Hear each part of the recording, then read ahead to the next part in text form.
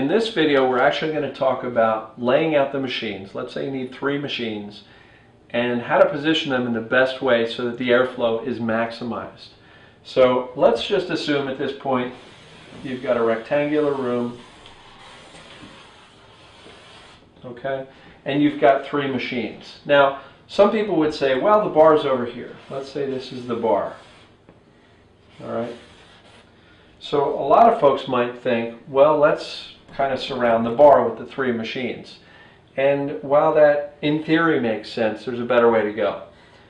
My approach to handling the smoke in a place like this would be to evenly space them out, stagger them a little bit, and alternate the airflow. And let me show you what that looks like.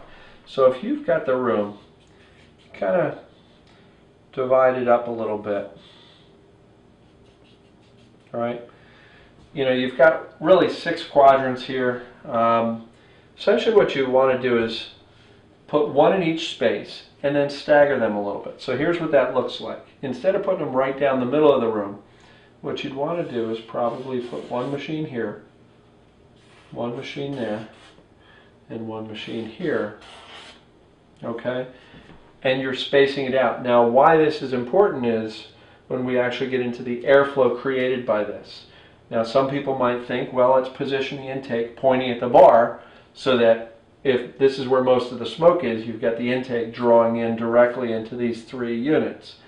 And again, that may make some amount of sense, but let me show you the difference. Here's what I do recommend. I recommend that we alternate the airflow directions.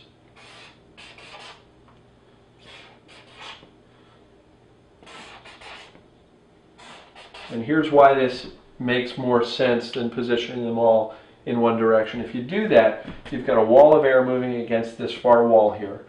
But by going with alternating airflow, you actually sweep the room right to left. And here's what happens to the airflow. It goes against this wall and swirls around. It's picked up by the other one. Hits the wall, kind of comes back around. Same thing holds true here. It's going to kind of swirl around, and this one's going to kind of create an airflow.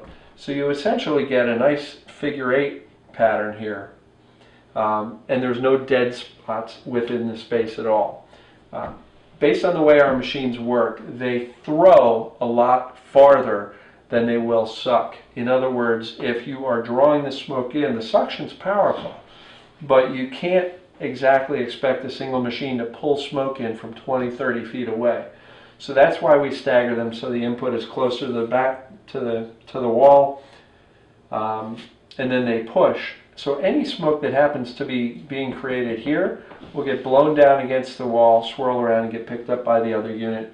This airflow to me makes a lot more sense, and just by positioning things this way, we've had extremely good success. We've had some customers lay it out wrong, call us, they give us a layout of how they're set up, and when we suggest they change it and create this alternating airflow, it works out really, really well.